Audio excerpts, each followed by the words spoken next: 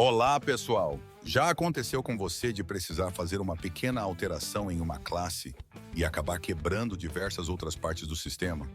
Ou de perceber que tudo está tão interligado que qualquer mudança simples exige mexer em várias classes ao mesmo tempo? E quem nunca se deparou com um código tão extenso e confuso que é quase impossível entender suas responsabilidades ou mantê-lo com clareza?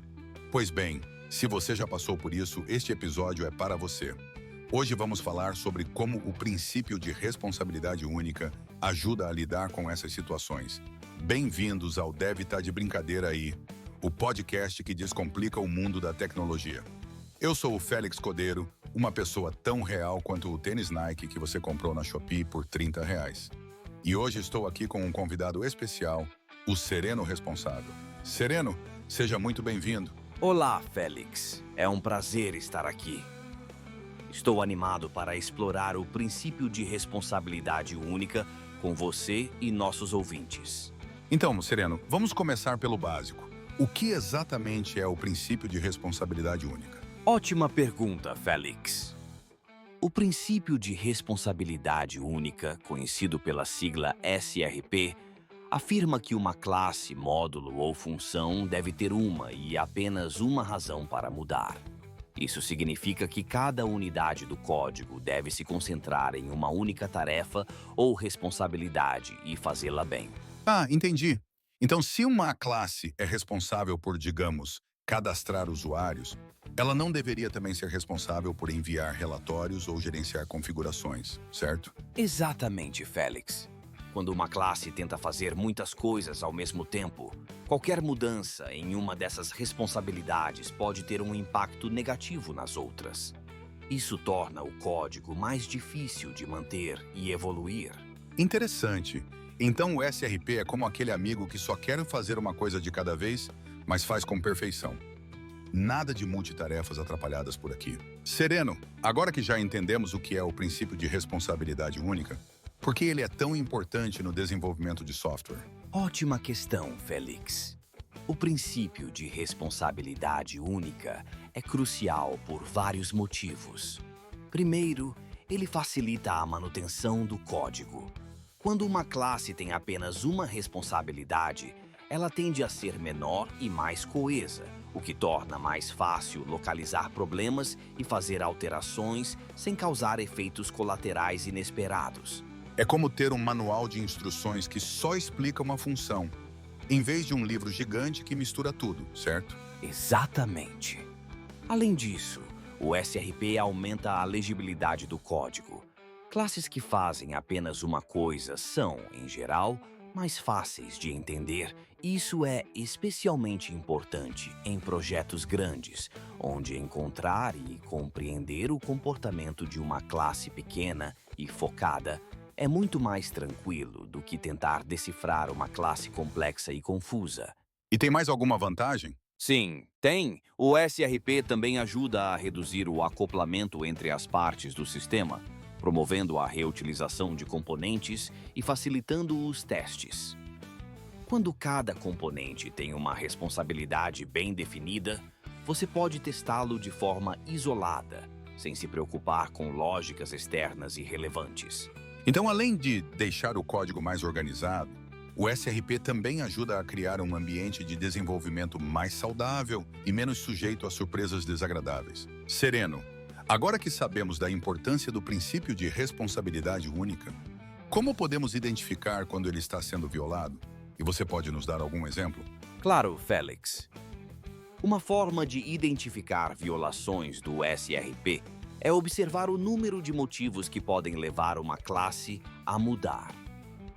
Se você perceber que uma classe muda por várias razões diferentes, é provável que o SRP esteja sendo violado. Por exemplo, se uma classe muda devido a alterações em regras de negócios, requisitos de infraestrutura ou lógica de apresentação, isso é um sinal de alerta. Certo. Então, se a classe é uma verdadeira metamorfose ambulante, temos um problema. Exatamente, Félix. Um exemplo clássico de violação do SRP é uma classe chamada Usuário Service, que faz de tudo um pouco. cadastra usuários, envia e-mails de boas-vindas e gera relatórios estatísticos. Essa classe tem múltiplas responsabilidades, o que significa que pode mudar por diversos motivos, como alteração na forma de persistência de dados, de envio de e-mails ou no formato dos relatórios. Ah, então é aquela famosa classe faz tudo, que no final das contas só atrapalha. Isso mesmo. Quando identificamos esse tipo de violação, o ideal é refatorar o código para que cada responsabilidade seja atribuída a classes distintas.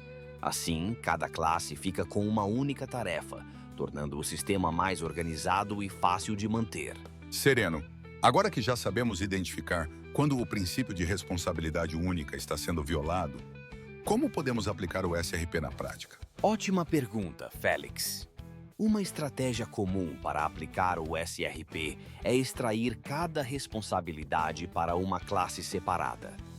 Por exemplo, voltando ao caso da classe Usuário Service, podemos criar 3 classes distintas. Usuário Repository para lidar com persistência, Email Service para o envio de e-mails e Relatoriasse Usuário Service para a geração de relatórios. Então é como se a gente pegasse uma banda musical e separasse cada integrante para tocar apenas um instrumento. Nada de baterista querendo cantar, certo? Exatamente, Félix. Outra abordagem é criar fachadas ou serviços orquestradores que combinem chamadas de diferentes componentes especializados. Por exemplo, um usuário FAQD pode coordenar o processo de salvar um usuário e enviar um e-mail de boas-vindas, mas sem implementar diretamente a lógica de cada tarefa. Ah, então o orquestrador é como o maestro da banda, que não toca nada, mas coordena tudo para que a música saia perfeita. Perfeito, Félix. Aplicar o SRP exige um pouco de disciplina e atenção aos detalhes, mas o resultado é um código mais organizado, fácil de manter e evoluir. Sereno, sabemos que seguir o princípio de responsabilidade única não é sempre um mar de rosas. Quais são os desafios que podemos enfrentar e quais dicas você daria para manter o SRP? Bom ponto, Félix. Um dos desafios é o excesso de classes. A preocupação extrema em dividir responsabilidades pode levar a uma quantidade excessiva de classes, o que pode tornar o projeto mais difícil de navegar. É importante encontrar um equilíbrio e agrupar funcionalidades coesas que façam sentido juntas. Ah, então é como organizar a casa. Não adianta ter uma gaveta para cada meia, senão a gente fica perdido. Exatamente. Outro desafio é determinar as fronteiras de responsabilidade. Os cacos e as tais, especialmente em sistemas complexos. Nessas situações, é importante conversar com a equipe e definir princípios claros de design e arquitetura. E quando o projeto evolui, como podemos garantir que ainda estamos seguindo o SRP? Boa pergunta, Félix. À medida que o sistema cresce, é fundamental revisitar e refatorar periodicamente o código para manter o alinhamento com o SRP. Refatorar classes grandes e ser parcimonioso com os nomes são práticas que ajudam bastante. Além disso, procurar por múltiplos verbos nos nomes das classes pode indicar responsabilidades em excesso. Ótimas dicas. Sereno, manter o SRP é como cuidar de um bonsai. Exige atenção e cuidado constantes, mas o resultado é um belo jardim de código. Chegamos ao final de mais um episódio do Dev Tá de Brincadeira aí. Sereno, foi um prazer ter você aqui hoje. Para finalizar, qual a mensagem que você gostaria de deixar para nossos ouvintes sobre o princípio de responsabilidade única? Obrigado, Félix. O princípio de responsabilidade única é uma das chaves para escrever um código limpo e de fácil manutenção. Ao garantir que cada classe ou módulo tenha apenas uma razão para mudar, você reduz o acoplamento, melhora a legibilidade e facilita a evolução do sistema.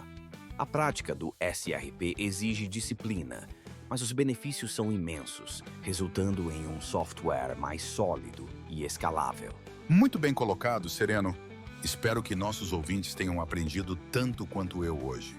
E pessoal, não esqueçam de revisar seus códigos e aplicar o SRP sempre que possível.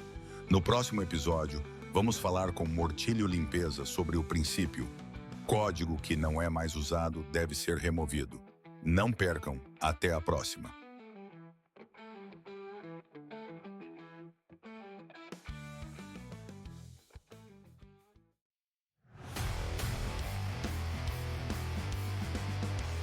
Esse podcast foi gerado utilizando a plataforma Castflow. Acesse www.castflow.app e descubra como é fácil.